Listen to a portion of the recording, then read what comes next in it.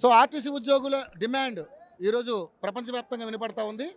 So ఏదైతే మేనిఫెస్టోలో పెట్టినటువంటి ఈ అంశాలు ఏవైతే ఉన్నాయో 11 వీళ్ళు డిమాండ్స్ కోరుకుంటా ఉన్నారు. అవి న్యాయబద్ధమైనటువంటి కోరికలు. ప్రభుత్వం ఏదైతే రేవంత్ రెడ్డి మాట ఇచ్చినటువంటి కోరికలు అవన్నీ తీర్చాలంటే ఈరోజు ఆర్టీసీ అంతా కూడా పెద్ద ఎత్తున సమ్మె చేస్తూ ఉంది ఈ ఇందిరా పార్క్ పక్కన.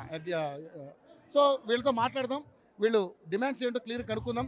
మరి ఒకవేళ ప్రభుత్వం దిగిరాకపోతే వీళ్ళ నెక్స్ట్ స్టెప్ ఏంటో కూడా కనుక్కుందాం. సార్ నమస్తే అండి, ఏం పేరు మీ పేరు? నా పేరు వెంకటేష్ గౌడ. సో ఏంటి ప్రతి ప్రభుత్వంలో ఇది ఒక పెద్ద ఇష్యూ అయిపోతుంది, ఎందుకంటే ఆర్టీసీలు గొడవగానే ఉండిపోతుంది కానీ దానికి సొల్యూషన్ రావట్లే. ఏం చేద్దాం మరి?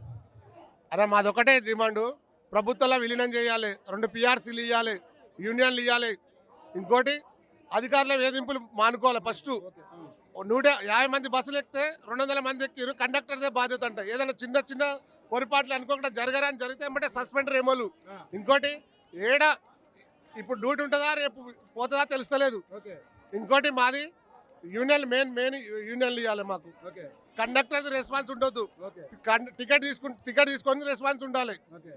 అధికారులు ఇప్పుడు సీఎం పెడుతుండా MD పెడుతున్నా తెలుస్తలేదు, కానీ వాళ్ళు ఏం పెడతలేరు. వాళ్ళు పెడతలేదు తెలియదు, కానీ కింద అధికారులది మొత్తం వీళ్ళ నా బానిస బతుకులు. వెనకట నవాపాలని ఎట్లా ఉండో అంతకంటే అధ్వానంగా ఘోరంగా ఉంది ఎంప్లాయీస్ బతుకు. ఇలా డ్యూటీ ఉంటుందా గ్యారెంటీ లేదు, పోతుందా గ్యారెంటీ లేదు. డ్యూటీకి పోయి వచ్చి మళ్ళీ క్యాచ్ కట్టి మళ్ళీ తెల్లారి వచ్చిందాక గ్యారెంటీ లేదు డ్యూటీ. అట్లాంటి పరిస్థితి అయింది. మాకు ప్రభుత్వంలో విలీనం చేసి PRC ఇచ్చి యూనియన్లు ఇవ్వాలన్న మెయిన్ అది. సో మరి ప్రభుత్వం దిగి రాలేదు, మీ డిమాండ్స్ ఎందుకంటే మేనిఫెస్టోలో పెట్టారు మీరు అంటున్నారు. సో మరి ఈ సమ్మెని 26 వరకు కంటిన్యూ చేస్తా అంటున్నారు. 26 తారీఖున మీరు సెక్రటేరియట్ ముట్టడి కార్యక్రమం చేపట్టారు. సో ఏంటి మరి ఎలా ఉండదు అన్న? ఇప్పుడు మా జేఏసీ ఎట్లా నిర్ణయం తీసుకుంటే మా కార్మికులు అట్లా నిర్ణయం తీసుకున్నారన్న. ఈ రోజు మా యూనియన్ లీడర్లు ఉన్నారు కదా, జేఏసీ నిర్ణయం ఎట్లా తీసుకుంటే దానికి కట్టుబడి ఉన్నాము. ఉన్నా ఒకటే లేకున్నా ఒకటే, దేనికైనా సిద్ధం, సమ్మెకైనా సిద్ధం. ఉన్నా ఒకటే పోయినా ఒకటే, దేనికైనా రెడీ. మా జేఏసీ ఎట్లా నిర్ణయం తీసుకుంటే అది మాది గది.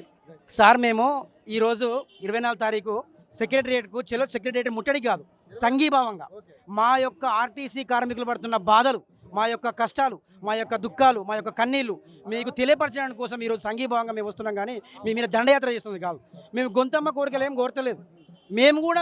మేము ఆ కోరికలు మావి కావు.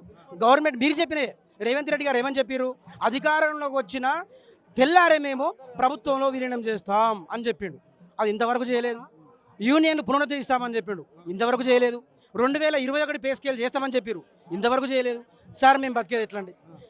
మీరు గవర్నమెంట్ ప్రకటించిన 6 స్కీమ్లలో అత్యంతగా వైభవంగా సక్సెస్ చేసిందంటే ఒక మహాలక్ష్మి ఆర్టీసీలు మాత్రమే. ఒకసారి మీరు గుర్తించండి, మేము ఎంత కష్టపడతా ఉన్నాము, ప్రభుత్వానికి ఎంత మంచి పేరు చేస్తూ ఉన్నాము. మహిళలు రోజు కొన్ని కోటి మంది వరకు ప్రయాణం చేస్తూ ఉంటే వాళ్ళ గమ్యస్థానాలు ఏ విధంగా చేరుస్తున్నామంటే మేము ఎంత కష్టపడతా ఉన్నాము. ఒకసారి మా బాధను కూడా అర్థం చేసుకోండి సార్. మీరు దయచేసి మీరు అర్థం చేసుకోండి. మహాలక్ష్మి పథకం పెట్టారు. మహాలక్ష్మి అంటే ఏంటి? మహాలక్ష్మి అంటే ఏంటి? బాగా రిచ్, అంతే కదా? అవునా? లక్ష్మి అంటేనే అమ్మవారు రిచ్. కానీ మహిళలు కొట్టుకునే పరిస్థితికి వచ్చింది. అక్కడ ఎంత పేదరికంగా ఉన్న వాళ్ళందరూ కూడా ఒక జీవితాలతో ఆటలాడుతున్నటువంటి పరిస్థితి కనపడుతుందని చాలా మంది మాట్లాడుతూ ఉన్నారు. ఇప్పుడు ఉన్నటువంటి మహిళా ఉద్యోగులు చాలా ఇబ్బంది పడతా ఉన్నారు. అందులో బస్సులు తక్కువ చేసి ఎక్కువ మహిళలు ఎక్కడం వల్ల బస్సులో 200 మంది కూర్చోవడం వల్ల చాలా ఇబ్బంది అవుతుందని. సో దాన్ని ఏ విధంగా చూస్తారు?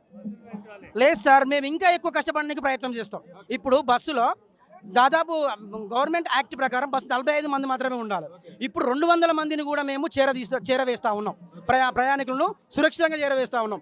ఇంకా 200 మందిని కూడా చేరవేసేంత కష్టపడతాం మేము. కానీ మాకు ఒక్క గొంతెమ్మ కోరికలు కాకుండా మా కోరికలు మీరు నెరవేర్చండి సార్. మేము కష్టపడతాం మీకోసము, మా కోసము, అందరి కోసం మేము తెలంగాణ అభివృద్ధిలో మేము భాగమవుతాం, కష్టపడతాం. కానీ బస్సుల సంఖ్య పెంచండి. ఎలక్ట్రిక్ బస్సులు అవుట్సోర్సింగ్ వాళ్ళకు డ్రైవింగ్ చేయడానికి రాదు, వాళ్ళు ఏడబడతాడు ఆపరు, వాళ్ళకు భయం, భక్తి, క్రమశిక్షణ లేదు.